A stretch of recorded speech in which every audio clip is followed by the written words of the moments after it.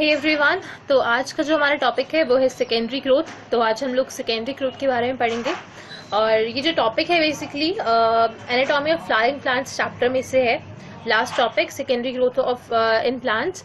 तो secondary growth की तरफ बढ़ने से पहले हम लोग एक बार प्राइमरी ग्रोथ समझ लेते हैं कि प्राइमरी ग्रोथ क्या आता है।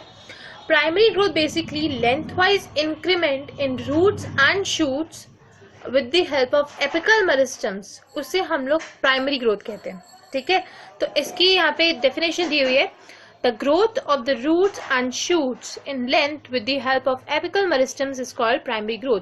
मतलब कि रूट्स और स्टेम्स में लेंथ वाइज इंक्रीज होना with the help of apical meristems की हेल्प की वजह से उसे हम लोग कहते हैं प्राइमरी ग्रोथ। मतलब कि जो रूट्स पहले 5 सेंटीमीटर की थी अब 10 सेंटीमीटर लॉन्ग हो गई है, जो स्टेम्स पहले 20 सेंटीमीटर थे अब वो 25 सेंटीमीटर लॉन्ग हो गए हैं। ये हमारा किस वजह से होता है? प्राइमरी ग्रोथ की वजह से। ठीक है, और जो एपिकल मेरिस्टम्स क्या होते हैं, अब एपिकल मेरिस्टम्स की तरफ बढ़ते हैं कि एपिकल मेरिस्टम्स बेसिकली हमारे क्या होते हैं। तो एपिकल मेरिस्टम्स ऐसे मेरिस्टम्स जो कि स्टेम जो कि रूट्स और शूट्स के टिप्स पे प्रेजेंट होते हैं, उससे हम लोग कहते हैं एपिकल मेरिस्टम्स। ठीक है, और जो एपिकल मेरिस्टम्स बेसिकली रिस्पॉन्सिबल होते हैं फॉर द प्राइमरी टिश्यू की प्रोडक्शंस के लिए। ठीक है, इस वजह से प्राइमरी ग्रोथ हमारी हो पाती है। अब एपिकल मेरिस्टम्स हमें समझ में आ गया कि टिप्स और शूट्स उस पे प्रेजेंट होते हैं, रूट्स एंड शूट्स की टिप्स पे। बट मेरिस्टम्स क्या होता है? बेसिकली मेरिस्टम्स जो है हमारा कुछ ऐसे स्पेशलाइज्ड सेल्स हैं जो कि एक पर्टिकुलर रीजन में प्रेजेंट होते हैं, चाहे वो रूट्स में हो, चाहे वो स्टेम्स में हो, चाहे वो शूट्स पे हो। तो ऐसे मेरिस्टम्स जो कि मतलब बेसिकली एक ऐसे एक्टिव सेल्स जो कि डिवीजन के लिए बेसिकली जाने जाते हैं, उन्हें हम मेरिस्टम्स कहते हैं। ये समझ में आया? तो अब आगे बढ़ते हैं सेकेंडरी ग्रोथ की तरफ। हमारा मेन टॉपिक जो है आज का, तो सेकेंड पॉइंट वही है हमारा कि but apart from this there are dicot plants that increase in girth. Okay, कहते हैं इसको अगर हम लोग लीव आउट करें प्राइमरी ग्रोथ को, तो कुछ ऐसे डाइकॉट प्लांट्स भी हैं जो कि गर्थ में इंक्रीज होते हैं। गर्थ में इंक्रीज आपको पता है, इंक्रीज इन गर्थ का मतलब बेसिकली इंक्रीज इन गर्थ का मतलब मास डिपोजिशन। जैसे फॉर एग्जाम्पल एक जो स्टेम है, बहुत अगर आपने क्या नाम है यंग स्टेम देखी होगी तो वो पतली सी होती है, बिल्कुल ग्रीन कलर की। और अगर हम वही उसी स्पीशीज की अगर थोड़ी मतलब ओल्डर प्लांट उसका देखेंगे तो उसके जो है वो ओल्ड जो स्टेम होगी वो थोड़ी हार्ड होगी, प्लस थोड़ी ब्राउन कलर की होगी और थोड़ी बड़ी होगी। ठीक है, मतलब कि बड़ी मतलब थोड़ी मोटी टाइप होगी।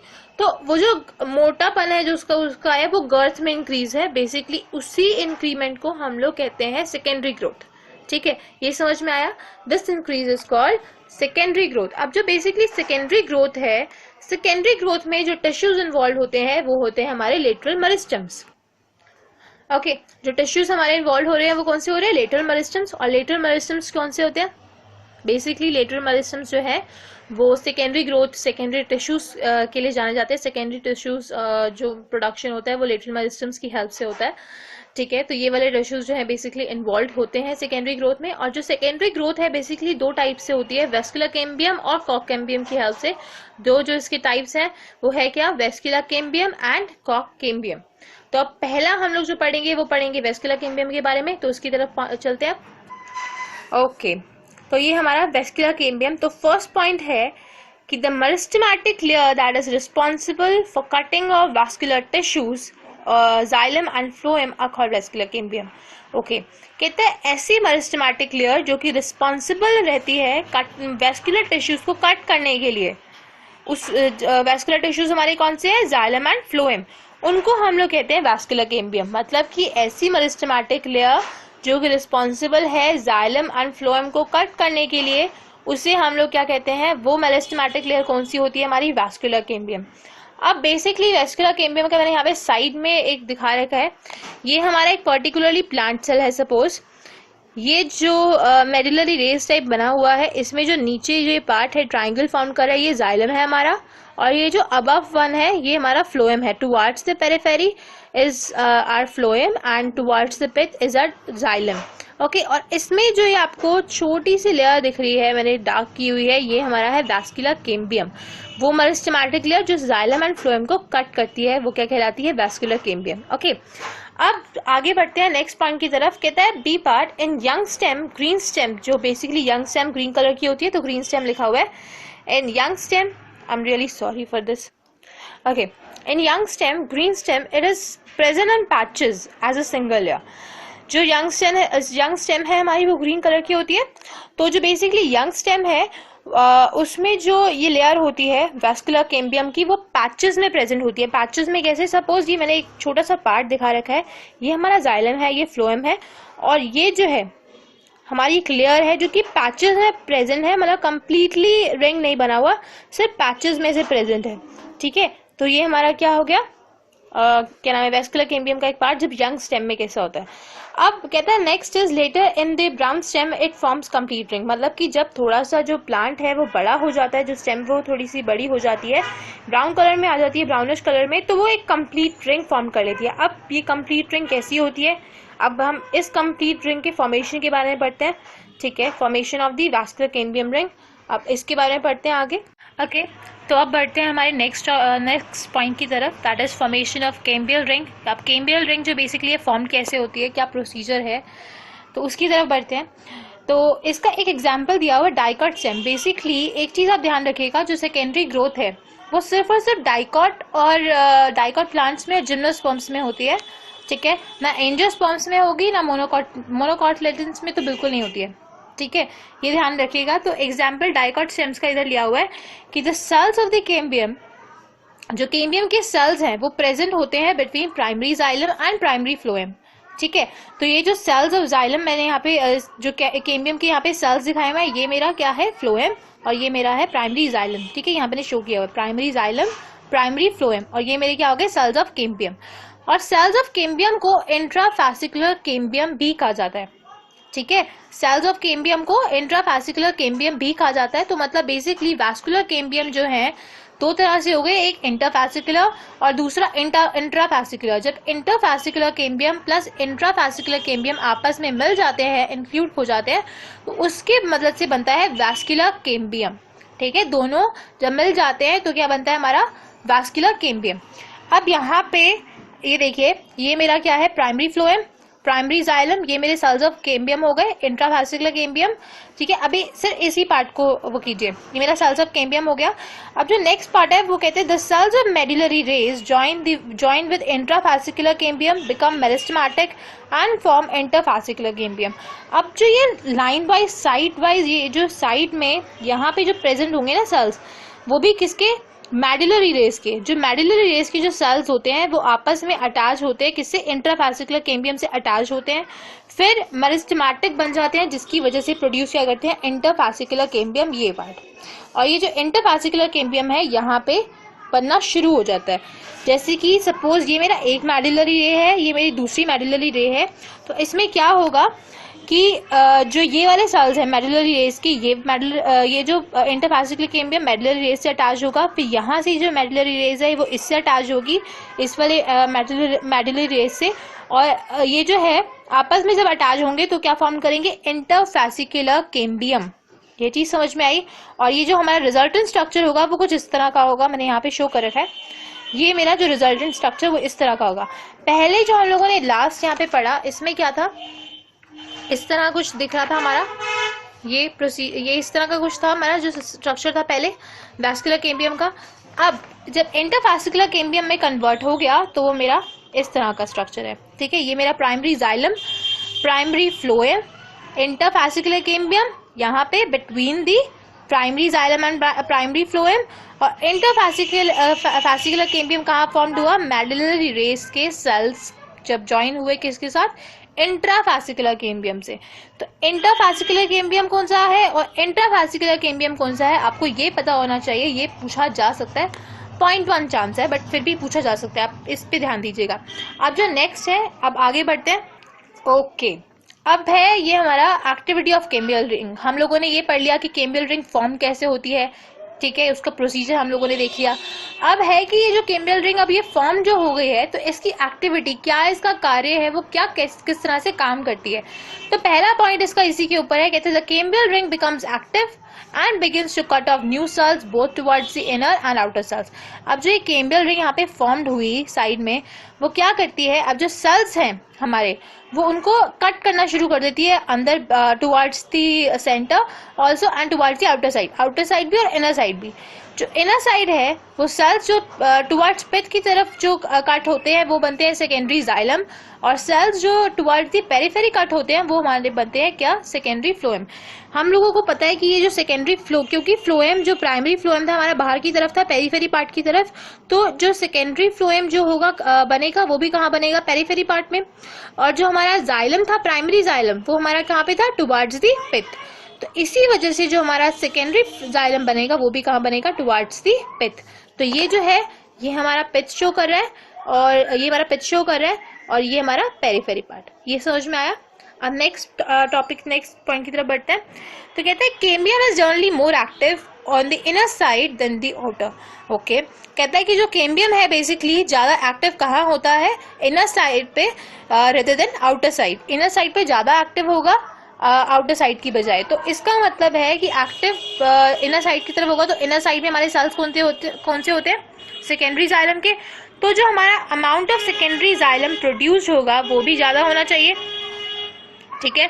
तो इसका मतलब अमाउंट ऑफ जो सेकेंडरी जाइलम है, क्योंकि जो इनर साइड के सेल्स है वो एक्टिव है, तो अमाउंट ऑफ सेकेंडरी जाइलम भी ज्यादा प्रोड्यूस होगा रेदर देन सेकेंडरी फ्लोएम। तो यहाँ पे लिखा गया है मैंने कि that is amount of secondary xylem will be more in number than the amount of secondary phloem produced. Okay, और अब जो सेकेंडरी जाइलम बहुत से नंबर्स में, अगर बहुत मतलब क्या नाम है, अमाउंट इसकी जब ज़्यादा हो जाती है तो ये एक कॉम्पैक्ट मास की तरह अपने आप को बना लेते हैं, ठीक है। तो मतलब एक क्या नाम है, मतलब एक गुच्छा मास का, मतलब मास का एक पूरा, मतलब क्या नाम है, गोला टाइप जो है वो टुवर्ड्स द पिथ सेंटर में आगे क्या नाम है, कुछ टॉपिक्स में आपको आगे समझ में आएगा। तो बेसिकली वो जो क्या कहते हैं, आई एम रियली सॉरी कंफ्यूज हो गई मैं, कि जो कॉम्पैक्ट मास ये फॉर्म करते हैं वो टुवर्ड्स द पिथ हमें मतलब दिखता है, ठीक है। बेसिक मेन ये कहने का था मेरा। एंड अब हम लोग ये देखते हैं कि जो सेकेंडरी जाइलम जो बना, जो इतना मास क्रिएट हुआ, उसका जो amount of secondary xylem produce हुआ, तो उसका फर्क क्या पड़ता है सेकेंडरी फ्लोएम पे, ठीक है। तो अब ये है कि the primary and secondary phloem get crushed due to continuous formation and accumulation of secondary xylem. क्योंकि सेकेंडरी जाइलम जो है उसकी अमाउंट ज़्यादा है, एक कॉम्पैक्ट मास की तरह फॉर्म्ड हो रहा है, इसकी वजह से क्या होता है, ये जो यहाँ पे सपोज यहाँ पे सेकेंडरी जाइलम मतलब एक बहुत बड़े मास में प्रोड्यूस हो गया, ठीक है, सेकेंडरी जाइलम जो बहुत बड़े मास में प्रोड्यूस हो गया, तो उससे क्या होगा कि ये पहले इतना है, फिर इतना, फिर इतना, फिर इतना, जैसे इसकी अमाउंट लगातार जब बढ़ती जा रही है तो मास भी बढ़ता जा रहा होगा। उससे क्या होगा कि जो ये फ्लोएम है ना, सेकेंडरी फ्लोएम, वो इस तरह से इसकी जो वॉल्स हैं और प्राइमरी फ्लोएम जो है वो आपस में साइड, मतलब ये क्या नाम है, इनको कम स्पेस मिलेगा, जिसकी वजह से क्रश्ड होना, टूटना शुरू हो जाते हैं। और उससे फिर आगे क्या होता है कि but the primary xylem still remains in or around the center। मतलब कि जो सेकेंडरी जाइलम है उसकी एक्यूमुलेशन, जितनी ज़्यादा एक्यूमुलेशन होगी, जितना ज़्यादा फॉर्मेशन होगी, उसकी वजह से क्या होगा कि जो प्राइमरी जाइलम और सेकेंडरी फ्लोएम है, प्राइमरी फ्लोएम और सेकेंडरी फ्लोएम है हमारा, वो क्रश होना शुरू हो जाएगा, ठीक है। The next is but the primary xylem still remains in और अराउंड द सेंटर। और लेकिन इसमें कहा गया है कि जो प्राइमरी जाइलम है हमारा, प्राइमरी जाइलम हमारा कौन सा पार्ट, ये वाला टुवर्ड्स द पिथ, सिर्फ ये वाला पार्ट, ये जो पार्ट है ये स्टिल जो है कि रहता है अराउंड दी सेंटर। तो मतलब यहाँ मैंने शो किया हुआ है कि ये जो प्राइमरी जो जाइलम है अराउंड दी सेंटर यहाँ पे शो कर रहा है, ठीक है। और अब जो सेकेंडरी फ्लोएम का रिजल्टेंट स्ट्रक्चर दिखाया हुआ है ये वाला, जिसकी वजह से जिसकी वॉल्स जो है वो उसकी क्रश हो गई है, तो ये दिखाया हुआ है, ठीक है। ये हमारा सेकेंडरी फ्लोएम है जो मैंने आउटलाइन स्ट्रक्चर दिखाया हुआ है, और ये प्राइमरी जाइलम है हमारा, ठीक है। अब आगे बढ़ते हैं। ओके, तो नेक्स्ट पॉइंट में कहा गया है कि at some places the cambium forms the narrow band of parenchyma cells which passes through secondary xylem and secondary phloem radially are called secondary medullary rays। हम लोगों ने मेडुलरी रेस के बारे में, मेडुलरी रेस की सेल्स के बारे में पढ़ा था। अब यहाँ पे सेकेंडरी जाइलम हो गया, सेकेंडरी फ्लोएम हो गया, तो सेकेंडरी मेडुलरी रेस का होना ही बनता है। तो अब उसके बारे में पढ़ते हैं कि जो कुछ प्लेसेस में क्या होता है कि जो हमारा कैम्बियम है, उसकी जो नैरो बैंड की तरफ से वो फॉर्म हो जाता है, पैरेन्काइमा सेल से बने होते हैं बेसिकली, जो कि पास किससे करते हैं, सेकेंडरी जाइलम और सेकेंडरी फ्लोएम से रेडियली पास करते हैं।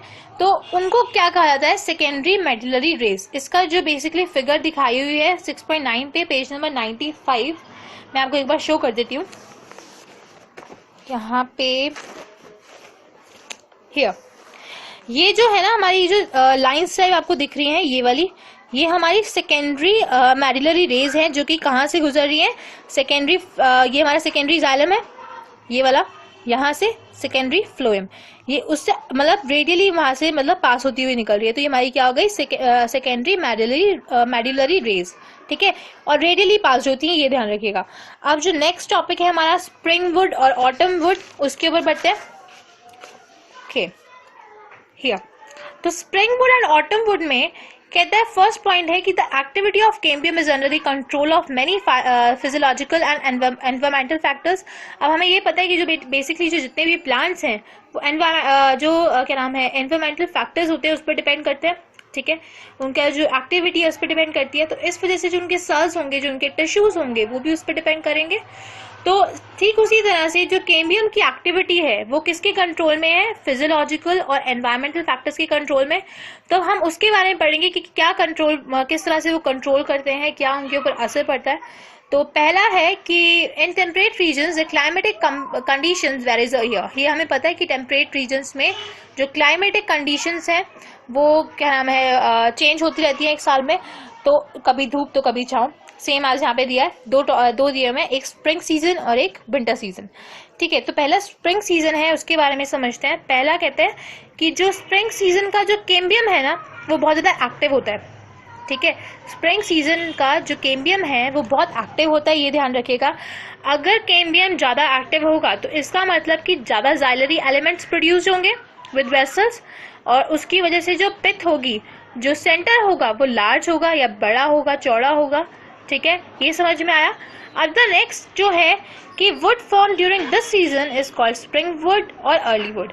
जो वुड स्प्रिंग सीजन में क्या नाम है प्रोड्यूस होती है या फॉर्म्ड होती है वो क्या कही जाती है, स्प्रिंग वुड या फिर early wood. Okay, same as हमारा जो विंटर सीजन है, विंटर सीजन का अभी यहाँ पे कहा गया है कि जो कैम्बियम विंटर सीजन का होता है वो लेस एक्टिव होता है and from xylary elements with narrow vessels, ठीक है, और जो इसकी जाइलरी एलिमेंट्स होते हैं वो नैरो वेसल्स से होते हैं, ठीक है। और जो इसका जो इसमें क्या नाम है, विंटर सीजन में जो वुड प्रोड्यूस होती है या फॉर्म्ड होती है उसे ऑटम वुड या लेट वुड कहा जाता है, ठीक है, ये ध्यान रखिएगा। और स्प्रिंग सीजन से बेसिकली अगर आप भूल जाएं कि वेरी एक्टिव कैम्बियम किस में था, तो स्प्रिंग सीजन का ध्यान रखिए कि गर्मी सबको मतलब अच्छी लगती है, ठीक है, मतलब कईयों को नहीं अच्छी लगती होंगी। तो क्या नाम है, गर्मियों में ना काम जल्दी जल्दी हो जाता है, तो कैम्बियम उसमें बहुत एक्टिव होता है तो जल्दी काम करता है। विंटर सीजन में सबको ठंड लगती है तो हम लोग आलस कर जाते हैं कई बार, और कैम्बियम फिर लेस एक्टिव किस में होगा, विंटर सीजन में, वो भी आलसी है हमारी तरह, ठीक है। तो इस तरह से एक आप वो लगा सकते हैं निशानी, तो ये क्वेश्चन आ सकता है MCQ की फॉर्म में। तो आगे नेक्स्ट टॉपिक की तरफ बढ़ते हैं।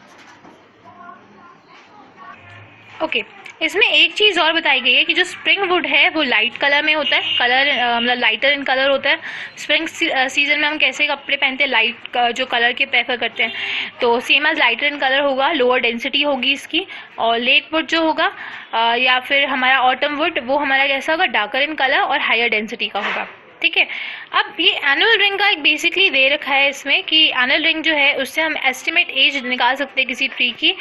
तो इसका मैं आपको समझा देती हूँ, मैंने पूरा उसकी एक्चुअल वो पूरा नहीं लिखा डेफिनेशन। इसमें ये क्या है कि जब एक सीजन में मतलब एक साल में दो वो होते हैं सीजन्स, एक स्प्रिंग सीजन पड़ा, एक विंटर सीजन। तो इसी तरह से एक जो पर्टिकुलर प्लांट किसी क्लाइमेटिक कंडीशन में है तो बहुत साल तक अगर उस पर पहले कभी स्प्रिंग सीजन, फिर विंटर सीजन, फिर स्प्रिंग सीजन, फिर विंटर सीजन, तो उससे ना एक रिंग्स फॉर्म हो जाती है और उन रिंग्स को कहा जाता है एनुअल रिंग, ठीक है। और वो जो एनुअल रिंग है कब हमें देखने को मिलती है कि जब कभी कोई पेड़ कट होता है या काटा जाता है तो उसके जो क्या नाम है जो सेल्स होते हैं, मतलब जो बेसिकली उसकी मतलब क्या कहते हैं, जो छाल टाइप शायद कुछ कहते हैं, तो जो अब उसका पार्ट होता है उसमें हम एनुअल रिंग को देख के मतलब एक पूरे जो ट्री की एस्टिमेट एज निकाल सकते हैं, ठीक है।